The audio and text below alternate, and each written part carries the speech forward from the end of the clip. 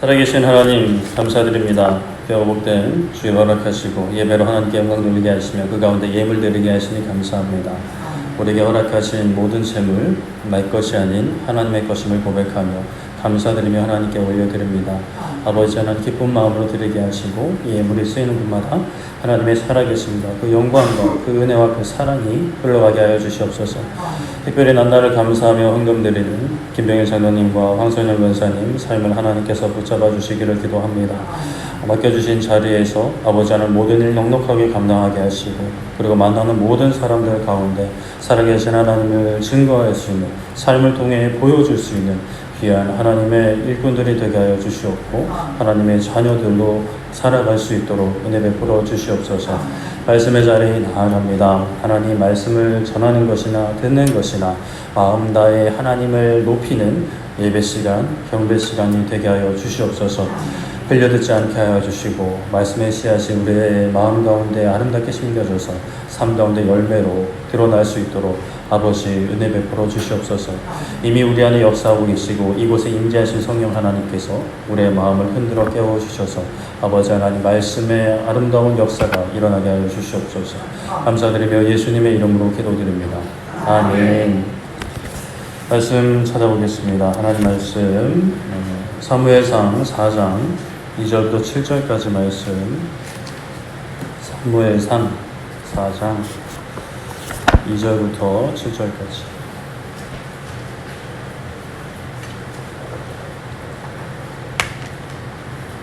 사무엘상 4장 2절부터 7절까지 말씀.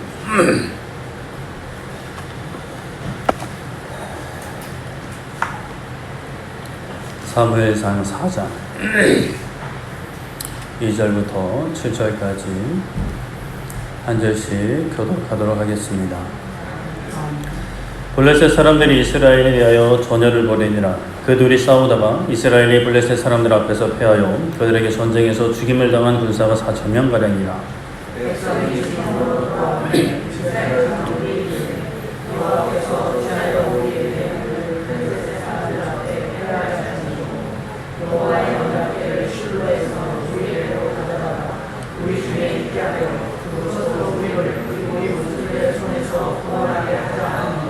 이에 백성이 실로의 사람을 보내어 그룹 사이에 계신 만군의 여호와의 언약궤를 거기서 가져왔고 엘리의 두 아들 홈니와 비느하스는 하나님의 언약궤와 함께 거기에 있었더라.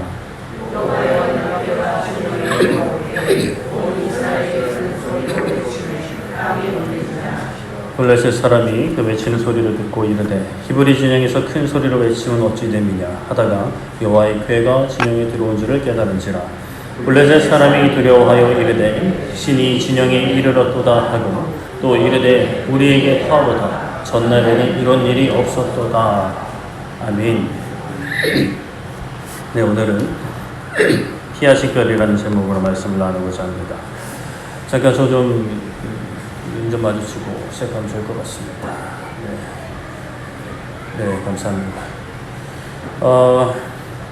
피하식별이 혹시 뭔지 아실까요? 아군과 적군을 구별하는 어떤 군대에서 사용하는 용어입니다.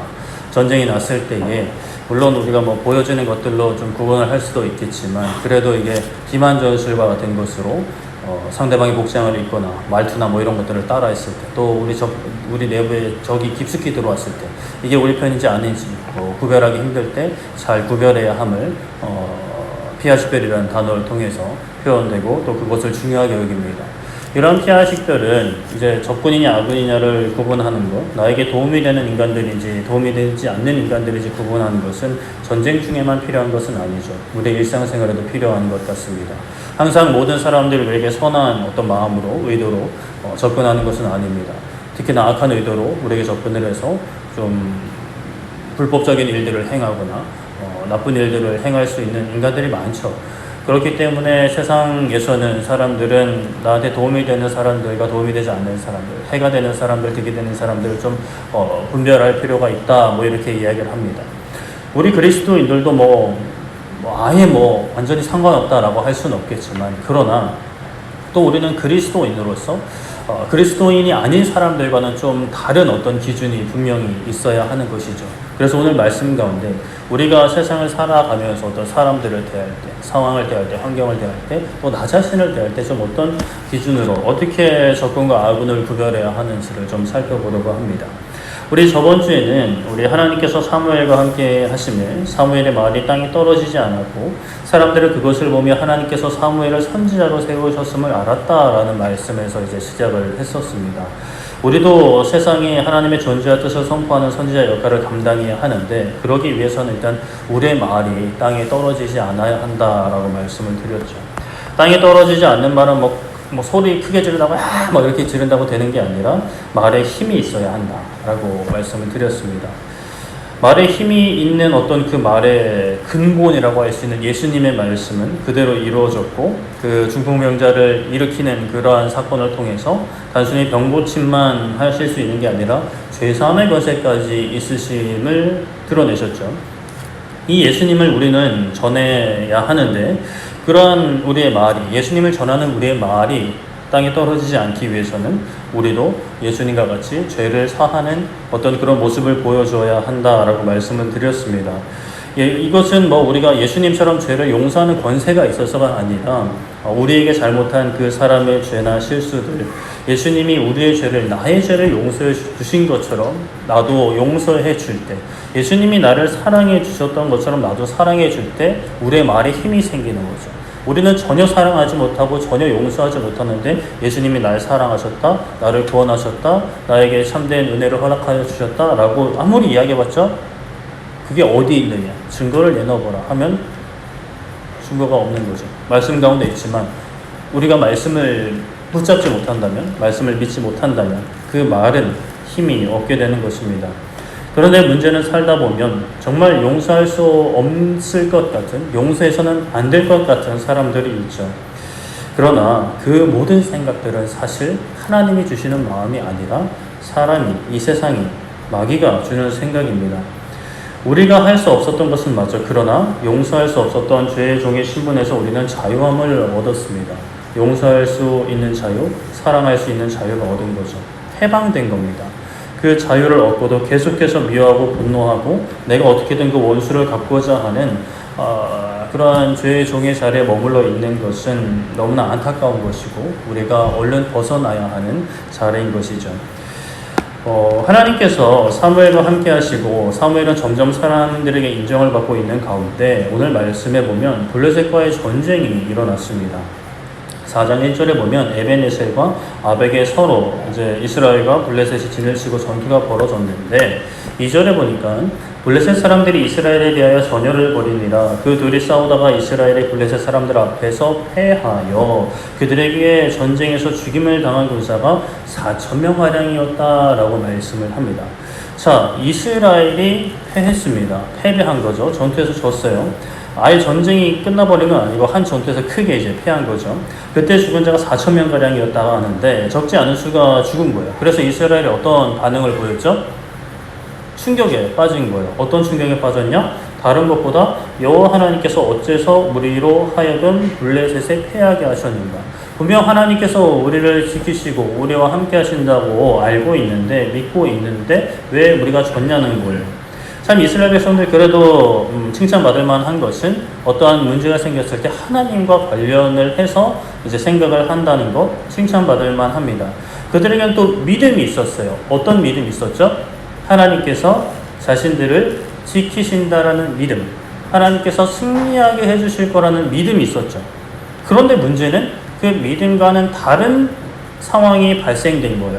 그래서 의아해한 거고 황당한 거고 당황하는 것이죠. 그래서 이제 사람들이 그러한 혼란스러운 가운데 답을 찾아내는데 4장 3절 하반절에 보면 여호와의 언약궤를 실로에서 우리에게로 가져다가 우리 중에 있게 하여 그것으로 우리를 우리 원수들의 손에서 구원하게 하자라고 결의를 합니다. 이스라엘 백성들이 하나님께서 왜 우리를 지게 하셨나, 왜 우리를 패하게 하셨나라고 생각을 해봤더니 하나님의 법궤가 우리 가운데 없구나, 하나님께서 우리와 함께 하시지 않는구나, 이 법궤를 가져오면 하나님께서 우리와 함께 하시니 분명히 이길 거다라고 생각을 한 겁니다. 방향은 방향은 굉장히 좋습니다. 아주 적절한 방향이에요. 하나님께서 왜 우리를 이렇게 하셨나라고 출발해서 하나님이 함께 하시면 우리가 이길 수 있다라고 생각을 한 거예요. 아주 칭찬할 만합니다. 맞죠? 우리도 모든 문제를 하나님의 뜻과 하나님과의 관계에서 먼저 이제 답을 찾아 나갈 필요가 있습니다.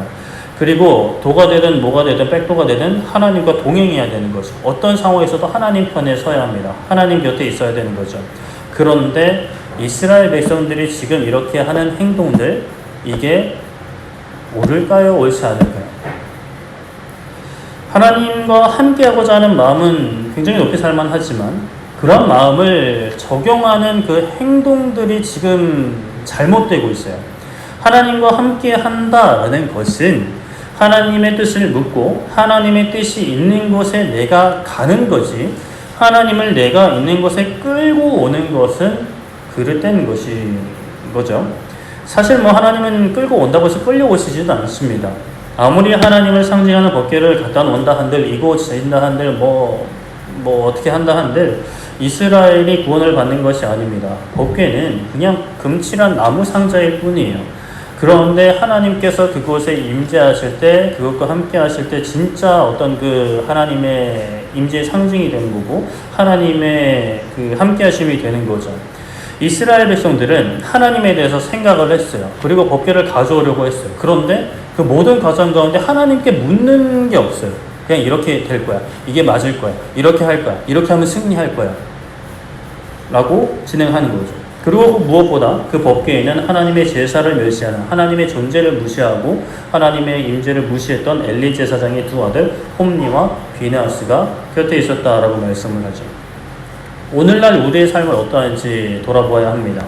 하나님의 뜻이 있는 곳에 우리의 삶이 향하고 있는지, 아니면 우리의 삶이 있는 곳에 하나님의 뜻을 끌어당기고 있는지.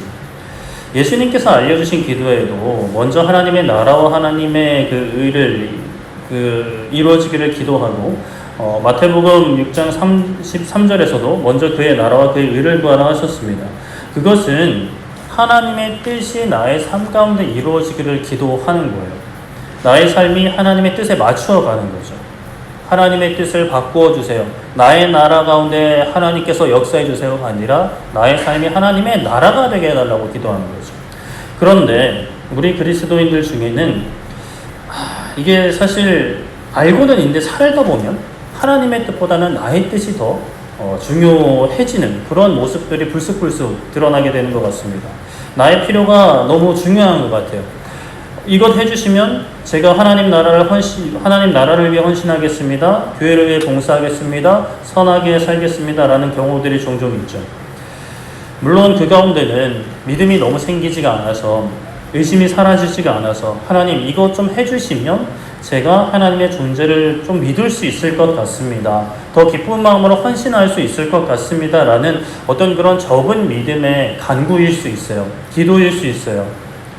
그러나 이게 자칫 이제 잘못되어 버리면 나의 필요를 먼저 해결해 주셔야 내가 하나님을 믿겠고 하나님의 일을 하겠습니다라는 어떤 조건부 헌신과 조건부 순종을 하나님과의 협상 테이블에 올려놓고 딜하고자 하는, 하나님과 거래하고자 하는 그런 모습으로 우리가 좀 잘못 갈 수가 있는 것이죠.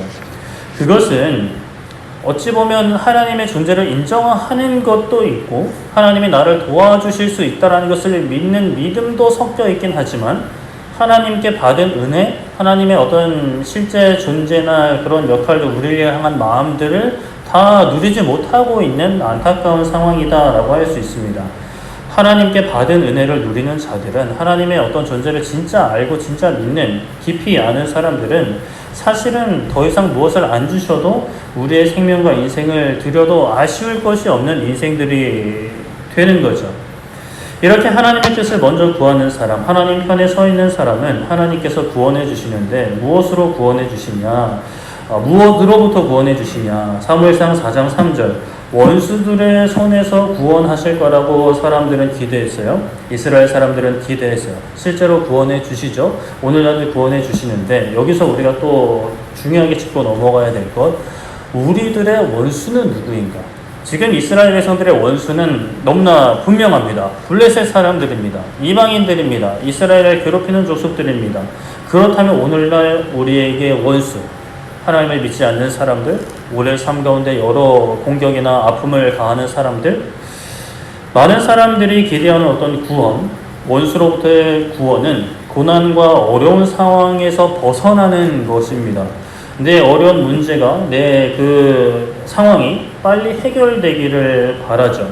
그리고 인간관계에서는 얼른 내 원수 같은 그 인간이, 그 존재가 벌을 받아 정신을 차리거나 더 이상 내 눈앞에 안 보이는 것이 하나님의 역사고 하나님의 구원이고 하나님의 응답이라고 생각하는 우리의 마음이 있을까요? 없을까요?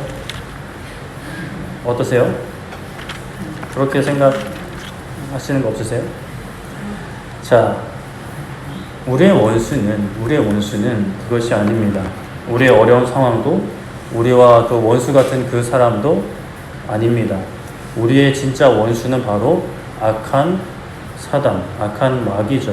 창세기 3장 15절에 내가 너로 여자와 원수가 되게 하고 너의 후손도 여자의 후손과 원수가 되게 하리니 여자의 후손은 너의 머리를 상하게 할 것이요 너는 그의 발꿈치를 상하게 할 것이니라 말씀을 합니다. 많이 들어보셨던 말씀이죠. 이 말씀은 아담과 하와가 뱀의 유혹으로 선악과를 먹게 된 그 상황에서 말씀을 하는 건데요. 뱀은 그냥 동물 뱀이 아니라 이제 이게 영적인 존재, 사단, 마귀로 봅니다. 마귀는 여자의 원수가 되는데 여자의 후손과도 원수가 된다 합니다. 여기서 여자의 후손은 예수님을 가리키는 거죠. 예수님을 구주로 영접한 우리는, 예수님 안에 거하는 우리는 예수님과 원수된 사단과 마귀와 자동적으로 원수 관계에 놓이게 됩니다. 마귀 편에 있을 때, 죄의 종의 신분에 있을 때는 그냥 마귀 자식인 거예요. 마귀 편인 거예요. 그런데 예수님 편으로 이적했잖아요. 옮겼잖아요. 우리의 신분이 바뀌었단 말이에요. 우리의 영역이 바뀌었단 말이에요. 영역을 옮겼단 말이에요. 그러면 우리의 원수가 누가 되는 거예요? 마귀가 되는 것이죠. 우리의 원수 사단, 마귀는 아담과 하와한테 무슨 짓을 했는지 우리는 알고 있습니다. 하나님의 말씀을 의심하게 했어요. 창세기 3장 1절에 그런데 뱀은 여호와 하나님이 지으신 들짐승 중에 가장 강교하니라. 뱀이 여자에게 물어 이르되 하나님이 참으로 너희에게 동산 모든 나무의 열매를 먹지 말라 하시더냐라고 접근합니다. 이 마귀가, 이 뱀 같은 사단이 오늘날 우리에게도 크게 다르지 않게 접근을 해온다 이 말이죠. 그리고 하나님이 진짜 그런 말씀을 하셨냐라고 진짜 진실과 거짓을 섞어서 우리에게 질문을 해옵니다. 하나님께서는 선악과만 먹지 말라 하셨는데 뱀은 하나님이 동산 모든 나무의 열매를 먹지 말라 하셨냐라고 틀어서 질문을 하죠. 오늘날 악한 영의 세력들이, 사단들이, 마귀들이 우리를 유혹할 때 이렇게 유혹하는 거예요. 정말 하나님이 그렇게 말씀하신 게 맞냐? 하나님이 너를 사랑하시는 게 맞냐? 죄에서 자유를 주신 게 맞냐? 어떻게 너가 이렇게 힘든 상황 가운데 있는데 하나님이 너를 사랑하신다고 할 수 있느냐? 이건 하나님이 사랑하시는 게 아니지 않느냐? 너 봐라, 또 죄 짓지 않느냐? 너의 마음속에 음란한 마음과 탐욕과 교만이 또 틈타지 않느냐? 너 마음속에 있는 거 봐라, 정말로 죄에서 자유를 얻은 게 맞냐? 등의 참말과 거짓을 섞어서 이제 말씀으로 접근해 오는 거죠. 저는 이런 의심이 들지 않는데요. 이런 생각이 들지 않는데요. 라고 하신다면 이미 철저하게 죄의 종이거나 죄의 그 마귀의 공격을 받아도 그게 공격인지 아닌지 헤헤헤 거리고 있는 상황일 수 있습니다. 마귀는 아담과 하와에게 먼저 접근을 했지만, 아담과 하와에게도 접근을 했지만 예수님에게도 접근을 했어요. 예수님께서 공생애를 시작하시며 40일 금식하신 후에 마귀의 유혹을 받으셨죠. 인간의 몸을 입고 오셨기에 인간의 약한 부분부터 건드립니다. 우리 잘 알고 있죠. 3가지 그 시험을 받으셨어요. 예수님이 금식을 하고 당연히 배가 고프실 테니까 예수님에게 돌을 빵으로 만들어 먹으라 했습니다. 하나님의 아들이면 그 정도 할 수 있지 않느냐? 여러분 어떠세요? 할 수 있지. 뿅 하고 이제 드실 수 있는 거죠. 그러나 예수님은 하지 않으셨어요. 왜 그러셨을까요? 오늘날 돌을 빵으로 만들 수 없는 우리들에게 주는 메시지가 여기 담겨 있는 거예요. 예수님 하실 수 있지만 그렇게 하지 않으셨어요. 그리고 뭐라고 대답하시느냐? 사람이 떡으로만 사는 거 아니다. 이 땅에서 먹을 거로만 사는 거 아니다. 더 나아가서 재물로 사는 것이 아니다. 명예로 사는 게 아니다. 하나님의 입으로부터 나오는 모든 말씀으로 사는 것이다 라며 우리에게도 있는 신명기 8장 3절 말씀을 인용하셔서 유혹을 물리치십니다. 마귀 쉽게 포기하지 않죠. 성전 꼭대기로 예수님을 데려가서 뛰어내리라 합니다. 그리고 마귀가 말씀을 언급합니다. 시편 91편 말씀을 인용해서 뛰어내려라. 천사를 통해서 너를 지키실 거다 라고 마귀가 유혹을 합니다. 예수님은 하나님을 시험하지 말아라 라는 신명기 6장 16절 말씀으로 물리치시죠. 시험하지 말라라는 것은 하나님의 계시나 안 계시나 도우시나 안 도우시나를 테스트하지 말라는 겁니다. 의심하지 말라는 거죠. 의심하지 말고 말씀을 믿고 그 말씀 안에 거하라 라는 뜻입니다. 그리고 높은 곳에 올라가서 더 높은 곳에 올라가서 천하 만국을 보이며 내게 절하라 하죠. 누가복음에는 이 마귀가 이런 표현을 하는데 이것은 이 천하 만국은 내게 넘겨준 거다. 마귀가 이야기하는 거예요. 내게 넘겨준 거다. 내가 원하는 자에게 준다라고 하는 거예요. 너가 나한테 절하면 예수님한테 이야기하는 거죠. 너가 나한테 절하면 너에게 준다라는 거죠. 참과 거짓이 섞여 있어요. 마귀는 이렇게 유혹하는 거예요. 내 편이 되라. 사실 그렇게 유혹하지도 않아요. 하나님을 떠나라. 하나님을 사랑하지 말고 세상을 사랑해라. 그러면 이 모든 것을 너에게 줄 거다. 주기도 합니다. 얻기도 하죠. 그러나 그 끝에는 영원한 죽음이 기다리고 있는 거죠. 예수님 분명히 말씀하셨습니다. 신명기 6장 13절 말씀을 인용하셔서 하나님만 경배하고 섬기라. 이걸 얻고 안 얻고가 우리 인생이 중요한 게 아니다. 하나님만을 경배하고 섬기라 라고 하셨다라는 그 말씀으로 물리치시는 거예요. 이렇게 예수님도 유혹했어요. 예수님께도 덤비는 거예요. 예수님 뜻대로 살아가는 우리를 그 마귀가 내버려 둘 리가 없는 거예요. 더 하나님과의 깊은 교제로 들어가려는 마음이 생기고 결단하면 할수록 더 깊은 시험과 어려움이 닥쳐오는 거예요. 생명의 양식보다 육의 양식을 먼저 찾게 하고 하나님을 의심하게 하고 하나님 외에 다른 것을 추구하고 의지하고 경배하여서 이 세상에서 누리는 것들로 만족하고 그 안에서 즐거움을 누리게끔 하려 하는 거죠. 그렇게 해서 마귀가 얻는 게 뭐예요? 결국 자기가 하나님을 떠난 것처럼 우리도 하나님을 떠나게 하려 하는 거예요. 같이 죽게 하려는 거죠. 우리의 원수는 나를 힘들게 하는 상황도 아니고 나를 괴롭게 하는 그 사람, 그 나쁜 인간도 아닙니다. 나를 괴롭게 하고 나에게 상처를 주고 심지어 정말 입에 담기도 어려운 범죄를 저지른다 하더라도 나의 앞길을 막는 그 사람이 원수가 아니라는 거예요. 우리의 원수는 하나님의 말씀을 의심하게 하고 이 세상 것에만 우리의 관심을 두게 하고 세상의 부귀영화를 하나님을 버려서라도 구하게 하려는 악한 영이고 마귀인 것이죠.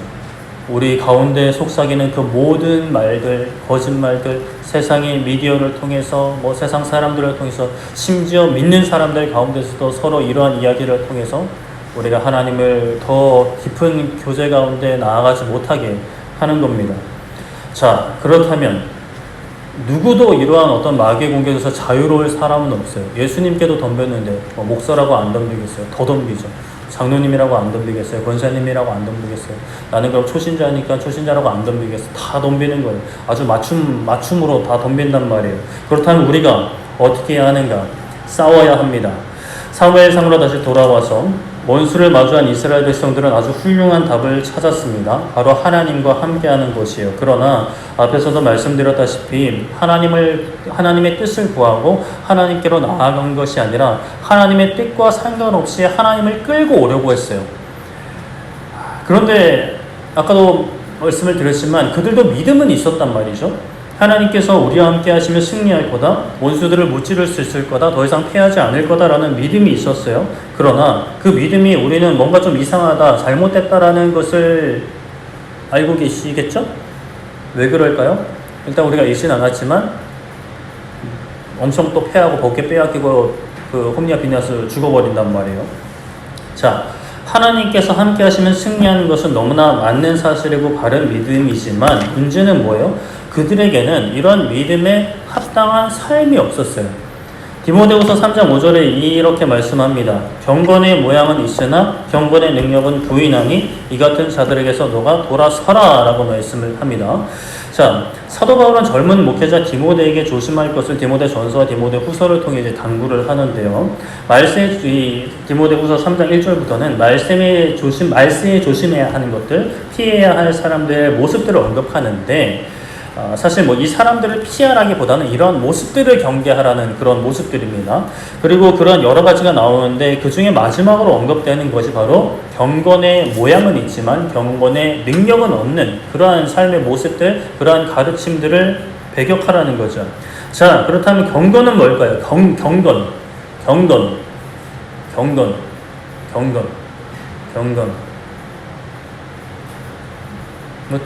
대충 좀 알 것 같은데 익숙하긴 한데 말로 설명하기는 좀 어렵고 그건 잘 모르는 겁니다. 항상 그래요. 말씀뿐만이 아니라 학교에서도 마찬가지. 다 아는 것 같잖아요. 시험 때 못 쓴다? 내가 다른 사람 못 가르쳐준다? 모르는 거예요. 자, 경건이 뭐냐? 하나님을 향한 바른 믿음과 그 믿음에 합당한 행위, 삶이 바로 경건이라는 것이에요.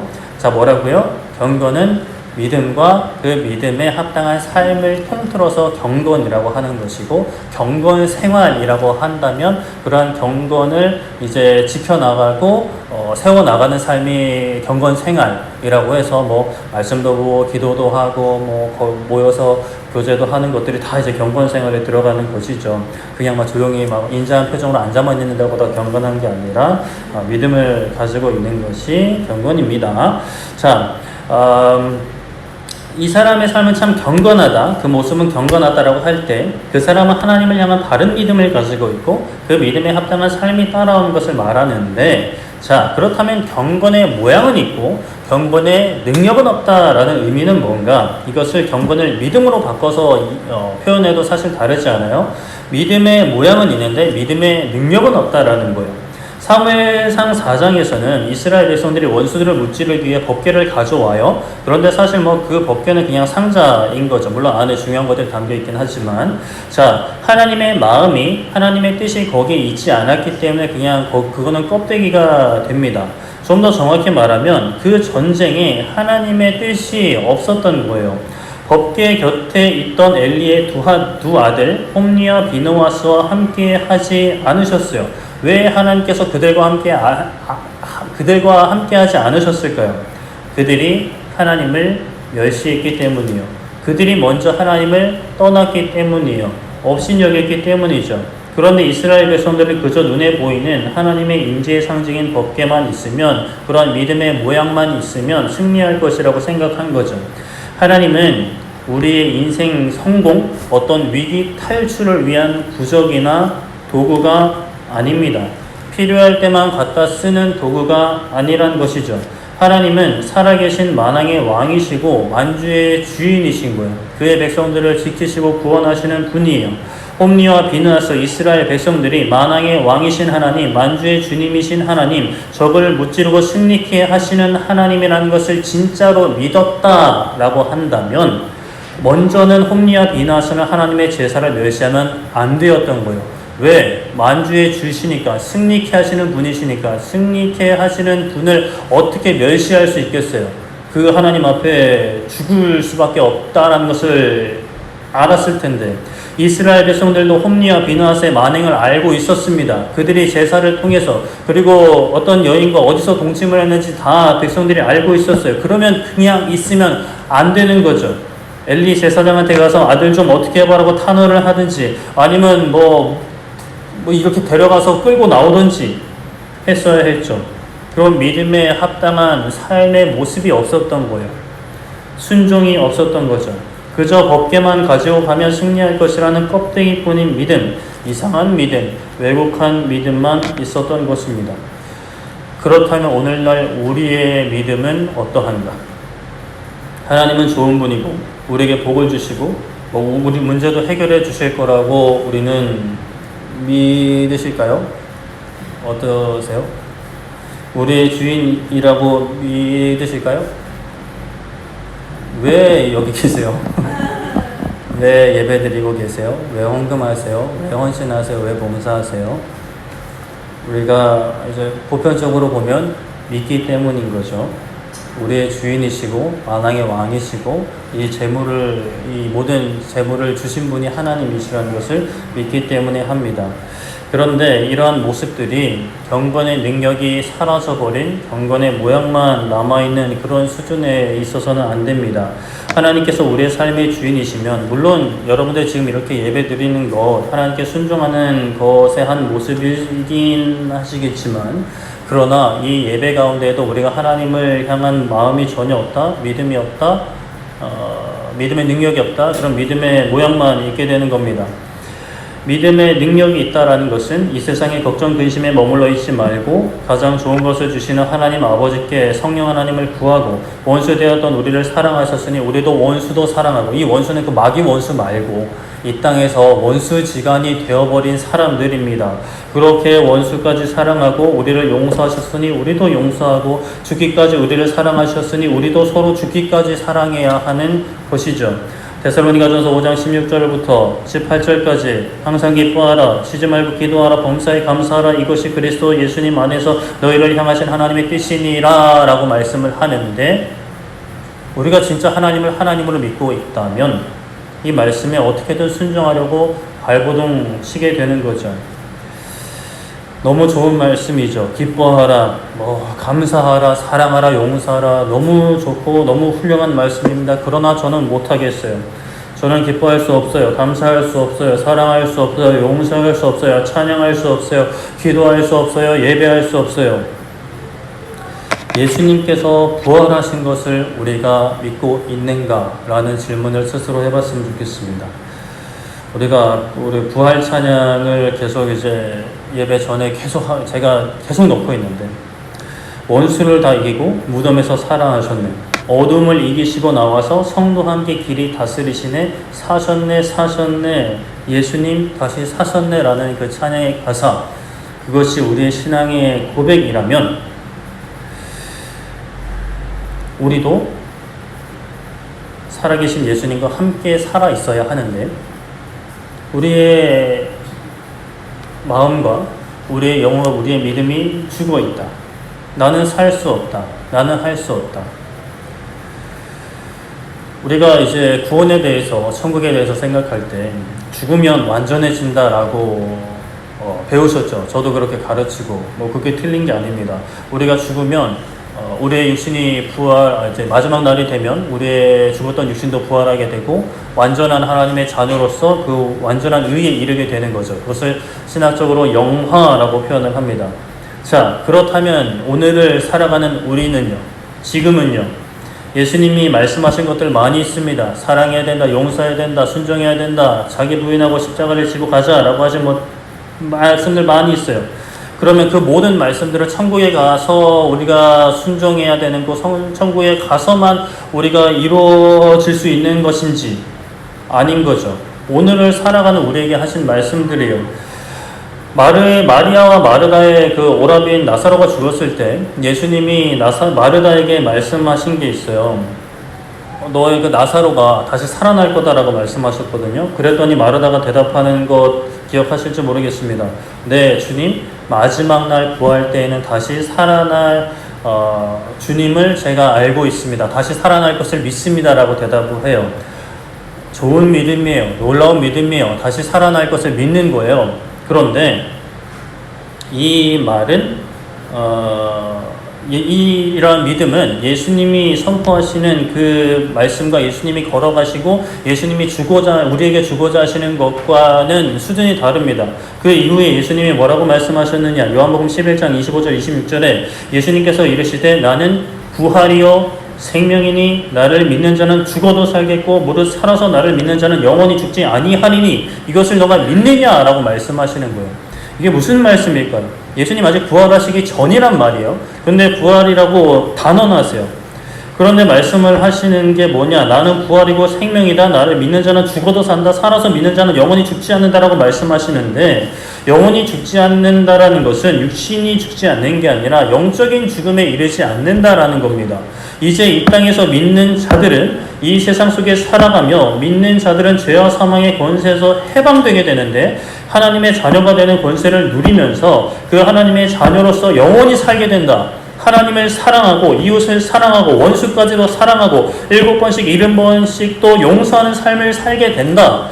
부활이신 예수님을 영접하지 못한 사람들은 절대로 얻을 수 없는 참된 자유를, 해방을 얻게 된다. 죄에서 자유케 되어서 의의 종이 되어서 하나님의 자녀가 되는 권세를 누리게 된다. 하나님의 자녀가 되는 권세를 누린다라는 것은 하나님의 자녀가 받는 복만 누리고 뭐 돈만 많이 받고 뭐 건강만 하면 뭐 좋은 대학 가고 그게 전부가 아니라 사실 그거는 하찮은 것들이고 하나님의 자녀로서 아버지의 뜻대로 살아갈 수 있는 권세를 받게 된다라는 말씀인 거죠. 죄와 사망의 권세에서 죄의 종에서 벗어나서 의의 종으로서 하나님 뜻에 마음을 다해 순종할 수 있게 된다라고 말씀을 하시는 거예요. 성령님께서 우리 가운데 오신단 말이에요. 예수님 믿으면 오신단 말이에요. 그래서 우리의 마음에 말씀을 새겨주신다고 하셨어요. 돌판에 새기니까 이 인간들이 못 지키니까 하나님이 직접 우리의 마음에 새겨주신다고 하셨어요. 천국 가면 새겨주시는 게 아니라 성령님이 이 땅에 오시면, 우리 가운데 오시면 새겨주신다 말씀하시는 거예요. 그러면 우리가 순종할 수 있는 거예요. 로마서 6장 6절에 우리가 알거니와 우리의 옛사람이 예수님과 함께 십자가에 못 박힌 것은 죄의 몸이 죽어 다시는 우리가 죄에게 종노릇하지 아니하려 함이니, 같은 장 12절에 그러므로 너희는 죄가 너희 죽을 몸을 지배하지 못하게 하여 몸의 사욕에 순종하지 말고 라고 말씀합니다. 죄에서 해방되었어. 그러니까 다시 죄가 우리 몸을, 너희 몸을 지배하지 못하게 해야 돼. 몸의 사욕에 순종하지 말아야 돼. 천국 가면 다 이루실 거니까 이 땅에서 그냥 저냥 살라고 하는 말씀이 아닙니다. 몸의 정욕과 탐심에 순종하지 말라.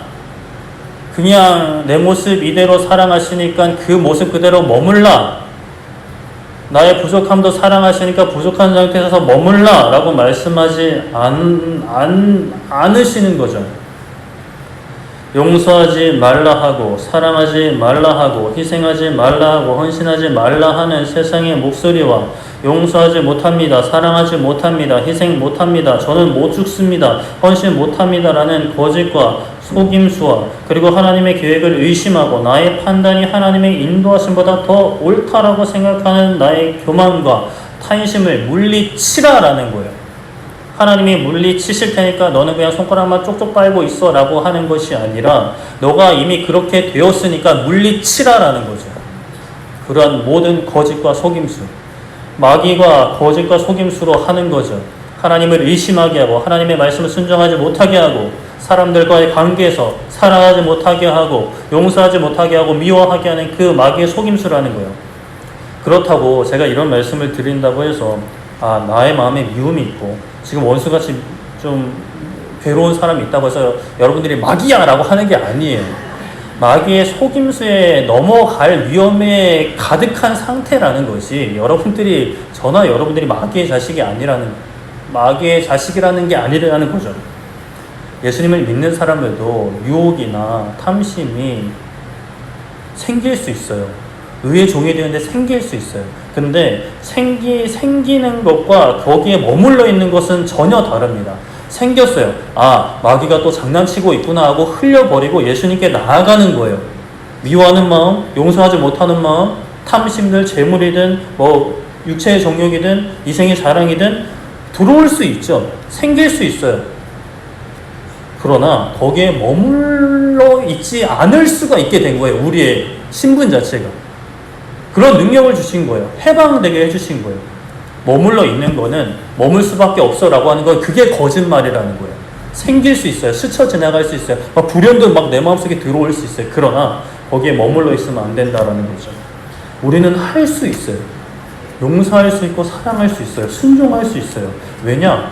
예수님 안에 있기 때문에, 하나님 은혜 안에 있기 때문에, 용서 안에 있으니까 용서할 수 있는 거죠.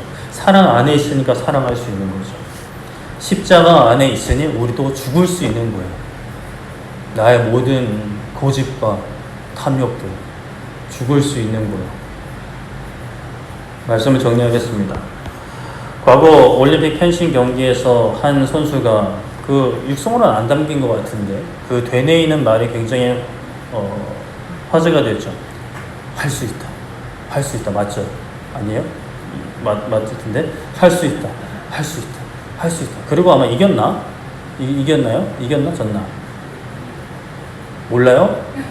설교 안 듣고 있어요? 딴 생각하고 있어요? 자, 그랬어요. 그래서 화제가 되었어요. 저만 화제가 됐어요?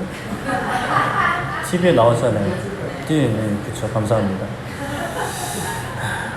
자, 그가 그렇게 할 수 있었던 동기와 원인이라 그럴까요? 그게 뭘까요? 그렇게 할 수 있다고 되뇌였던 그 어떤 근원이라 그럴까요? 동력이라 그럴까요? 물론 스포츠라는 것이 그날의 컨디션, 뭐 세상 사람들은 운도 따라줘야 된다 합니다. 그러나 무엇보다 그가 그렇게까지 되뇌일 수 있었던 근원은 저는 그렇게 생각해요. 뭐 그 사람 이야기를 들어본 건 아닌데 이제까지 해온 훈련의 땀방울이 있잖아요. 그 인고의 시간을 붙잡고 상대방이 땀 흘린 만큼 아니 그 이상으로 내가 땀을 흘렸으니까 아무리 뭐 프랑스든 펜싱의 종주국이든 순위가 나보다 높다 한들 나도 할 수 있다 라고 스스로 다짐했다라고 저는 봅니다. 그런데 우리가 용서할 수 있다, 사랑할 수 있다, 순종할 수 있다라고 다짐하고 결단하고 선포할 수 있는 것은 나의 어떤 과거의 경험이나 나의 어떤 성공 실패에 대한 것들 또는 나의 훈련의 시간들에 근거하지 않아요. 또 운을 바라는 것도 아니에요. 실제하시는 예수님의 죽으심과 부활을 의지하며 선포하는 거예요. 나 스스로에게 용서할 수 있다, 사랑할 수 있다, 헌신할 수 있다, 죽기까지 사랑할 수 있다라고 선포하는 거죠. 그러나 끝까지 마귀는 계속 우리의 귀에, 우리의 마음에 이야기하는 거예요. 아니, 안 돼. 너는 못해. 사랑할 수 없어. 용서할 수 없어. 순종할 수 없어. 하나님은 널 사랑하지 않아. 하나님을 널 돌보시지 않아. 너의 기도를 듣지 않으셔. 봐봐. 지금 너가 아무리 기도해도 몇 년 동안 기도해도 바뀌지 않잖아. 저 미워하는 사람은 너한테 용서도 구하지 않잖아. 저 사람은 바뀌지 않는데 너가 바뀌어서 뭐해? 저 사람이 용서를 먼저 구하면 너도 용서할 수 있어. 그거는 좀 괜찮을지 몰라라고 거짓말하는 거예요. 그러나 우리는 선포해야 합니다. 내가 예수님 안에 거한다. 뭐 예수님의 이름으로 명하니 악한 마귀야 물러가라 뭐 이런 것도 할 수 있지만 그러나 그것과 함께 선포하는 거죠. 내가 예수님 안에 있으니까 예수님이 하신 것처럼 할 수 있다. 말씀을 붙잡고 선포하는 거예요. 용서하라 하셨으니 사랑하라 하셨으니 용서할 수 있다. 사랑할 수 있다. 헌신하라 하셨으니 헌신할 수 있다. 복음 전하라 하셨으니 전할 수 있다. 육신의 양식으로만 사는 것 아니고 생명의 양식으로 살아야 한다. 하나님을 의심하지 말고 시험하지 말아야 한다. 주 하나님만 섬겨야 한다. 돈과 명예나 건강이나 인생의 자랑이 중요한 게 아니라 하나님만을 섬겨야 한다라고 선포해야 하는 거죠. 하나님을 우리의 문제 해결의 도구로 생각하는 그것도 믿음일 수는 있습니다. 문제 해결해 주시죠. 그러나 그 믿음은 어린 믿음, 적은 믿음입니다. 그렇다고 믿음이 아니다라고 할 수는 없죠. 적은 믿음도 믿음이긴 합니다. 그러나 그런 믿음에 머물러 있어서는 안 되죠. 그러한 믿음으로 이 마귀의 공격을 다 견뎌낼 수가 없습니다. 믿음의 방패도 좀 커야죠. 작은 방패로는 뭐 이렇게 막을 수는 있겠지만 좀 큰 방패에 있어서 큰 방패 뒤에 있으면 뭐 내가 움직이지 않아도 악한 마귀가 어떤 불화살을 쏴도 막을 수가 있죠. 어설픈 믿음, 그릇된 믿음으로 경건의 모양만 유지하는 게 아니라 경건의 능력이 있습니다. 예수님 부활하셨습니다. 예수님 부활을 안 믿는 사람들도 많아요. 심지어 교회 안에서도 어떤 자유주의라고 걔들도 자유라는 말씀에 생각해보니까 그 이상한 자유해가지고 말씀으로부터 자유해가지고 그냥 말씀을 안 믿는 애들이 있어요. 그런 자유는 진짜 가까이도 하지 마시고 예수님 부활하셨어요. 죄와 사망의 권세 이기셨어요.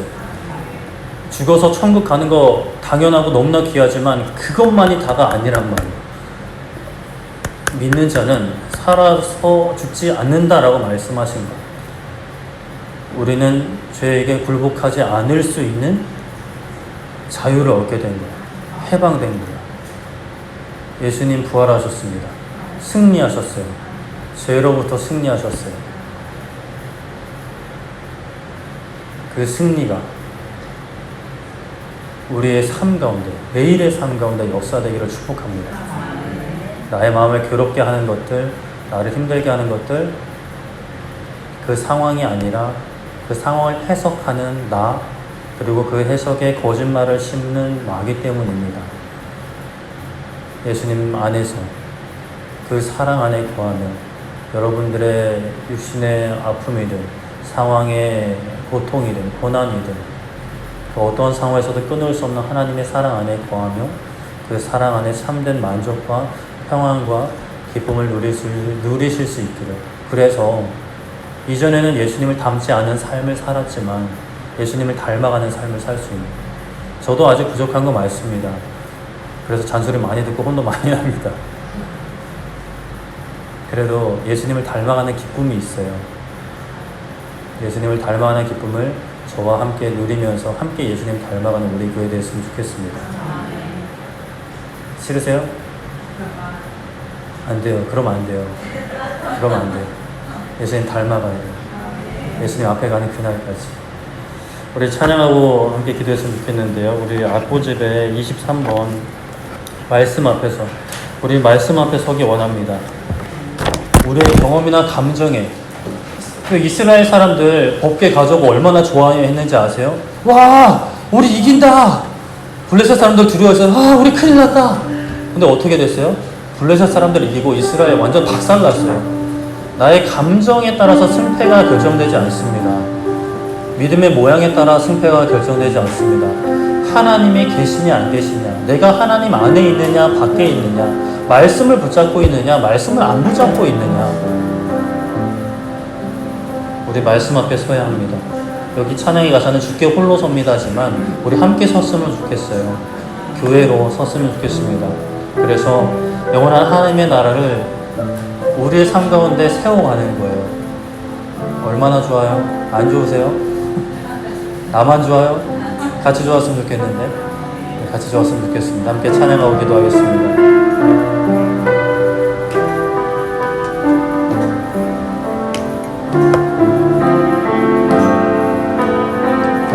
말씀 앞에서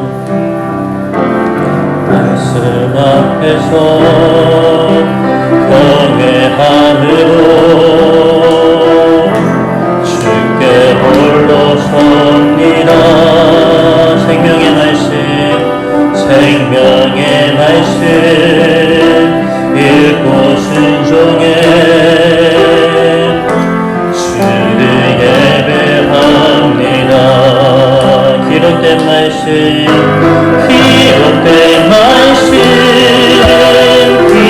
비소서.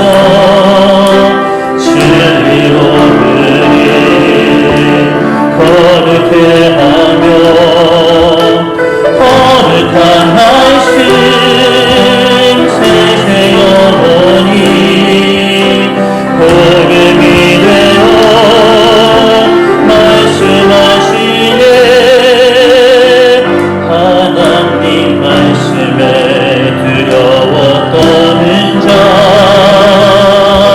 그 말씀에 생명을 거는 자 한 사람 찾으시는 주님의 약속을 믿어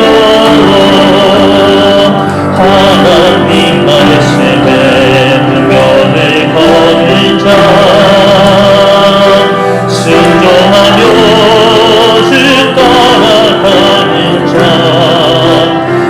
영원한 하나님 나라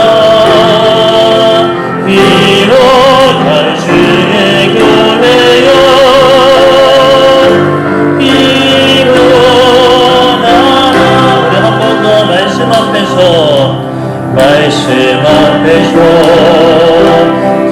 경외함으로 주께 홀로 섭니다. 생명의 말씀 읽고 순종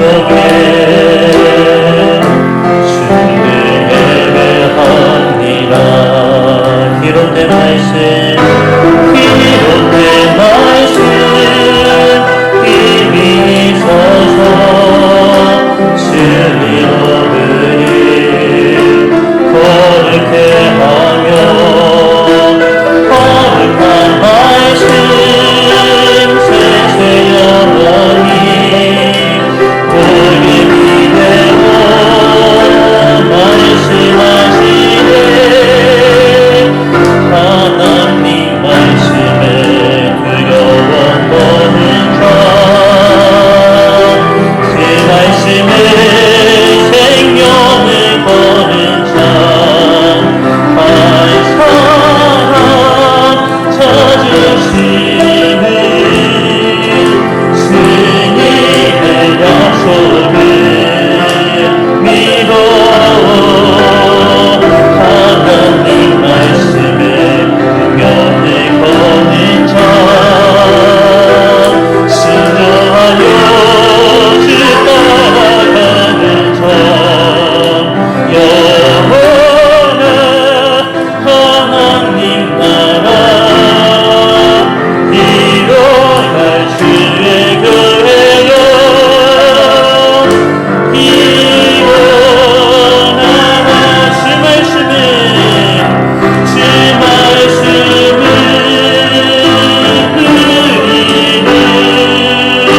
우리는 구원의 길을 지혜리니 목숨과 내 뜻 아래 그 말씀에 복종하라 하나님 말씀에 두려워 떠는 자 그 말씀에 생명을 거는 자 한 사람 찾으시는 주님의 약속을 믿어 하나님 말씀에 능력을 거는 자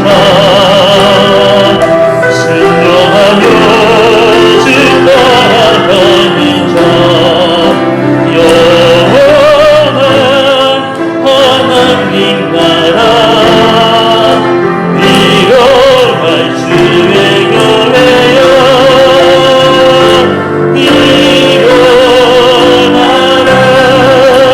일어나라. 아멘. 이제 우리 기도할 때 하나님 우리가 부활의 능력을 믿고 살아가게 하여 주시옵소서. 죄와 사망의 권세에서 이기신 우리의 발목을 붙잡는 슬픔과 과거의 상처와 경험과 아픔과 고난에 붙잡혀 있는 것이 아니라 그것을 이기고 승리하신 예수님 안에 살게 하여 주시옵소서. 예수님 안에 기뻐하기 원합니다. 감사하기 원합니다. 사랑하기 원합니다. 용서하기 원합니다. 감사하기 원합니다. 쉬지 않고 기도하기 원합니다. 주님과 동행하기 원합니다. 예배 시간에만 주님을 호감없이 느끼는 그러한 삶 이제 그만두고 매일 삶 가운데 어디를 가든지 주님과 동행하는 삶이 되게 하여 주시옵소서. 고난 가운데 동행하게 하여 주시옵소서. 질병 가운데 동행하게 하여 주시옵소서. 아픔과 가난 가운데도 동행하게 하여 주시옵소서. 나의 뜻대로 풀리지 않는 이 세상 내가 하고 싶은 건 다 막혀서 괴로워하고 있는 그 순간에도 주님께서 함께하고 계시다는 것을 믿게 하여 주시옵소서라고 주여 말씀을 기도하도록 하겠습니다. 주여 살아계신 하나님 아버지 이 시간 우리가 말씀을 붙잡고 기도하기 원합니다. 하나님 그 무엇도 끊을 수 없는 그 하나님의 사랑 안에 구하기를 원합니다. 나의 뜻대로 아버지 하나님 살지 않기 원합니다. 나의 뜻대로 이루어지지 않는다고 해서 하나님을 의심하거나 불평하지 않기 원합니다. 아버지 하나님 당신의 양식을 쫓아 살지 않게 해주시옵고 아버지 세상의 예쁜 영화와 세상의 자랑을 얻기 위해 살지 않게 해주시옵소서. 예수님만이 나의 자랑이시며 예수님만이 나의 주인이시라는 것을 예수님만이 나의 삶의 이유라는 것을 아버지 하나님 고백하기 원합니다. 하나님 우리가 말씀에 붙잡힌 삶이 되기 원합니다. 우리의 과거의 경험이나 세상의 지식이나 우리 친구들의 목소리에 붙잡히지 않게 해주시옵소서. 말씀에 붙잡힌 인생을 되게 하여 주시옵소서. 우리에게 능력을 주시는 성령 하나님을 허락하여 주시는 인과함은 없지만 내게 있는 이것을 너에게 주노니 일어나 걸으라고 하셨던 아버지 그 능력이 예수 그리스도의 능력이 우리의 삶 가운데 있게 하여 주시옵소서. 아버지 하나님 용서할 수 없었고 자랑할 수 없었고 감사할 수 없었고 기뻐할 수 없었던 나의 마음의 연약함, 마귀의 거짓과 속임수에 얽혀 매어 있었던 나의 신앙 삶에서 자유함을 얻어 해방되어 아버지 하나님 안에서 참된 의의 평강을 누리게 하여 주시옵소서. 우리의 모든 마음과 생각을 지키시는 하나님 아버지, 모든 지혜에 미안하신 하나님의 그 평강으로 그리스도 예수님 안에서 우리의 마음과 생각을 지키신다는 그 말씀을 붙잡고 아버지 감사함을 하나님께 기도하게 하여 주시옵소서. 아버지 하나님, 우리 한 사람 한 사람의 모든 문제가 해결되기를 기도합니다. 아버지 질병 가운데 아버지 하나님 고침을 받기 원합니다. 가난에서 벗어나기 원합니다. 경제적인 어려움에서 벗어나기 원합니다. 가정 가운데 어려움들 해결되기를 바랍니다. 아버지 하나님, 우리의 모든 상황 가운데 역사해 주시옵소서. 하지만 그런 모든 상황 가운데에서도 하나님이 답을 주셔야만, 문제를 해결해 주셔야만 감사하고 하나님의 존재를 믿는 것이 아니라 아버지 하나님, 내가 바라는 것을 봐야만 믿는 것이 아니라 보지 않고도 믿는 복된 믿음, 복된 인생을 되게 하여 주시옵소서.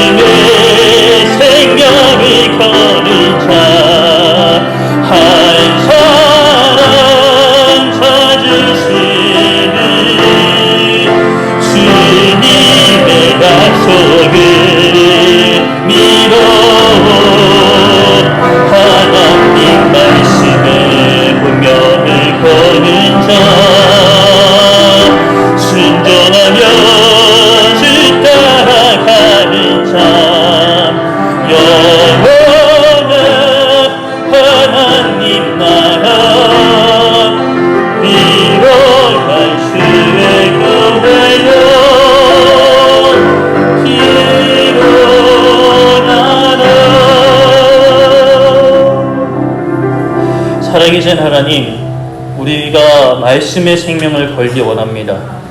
세상의 부귀영화나 재물이나 나의 건강에 우리의 모든 시간과 모든 정성과 마음을 쏟고 이 세상에서 자랑하고자 하는 나의 어떤 그런 마음들에 나의 모든 시간과 정성을 쏟는 것이 아니라 말씀에 쏟게 하여 주시옵소서.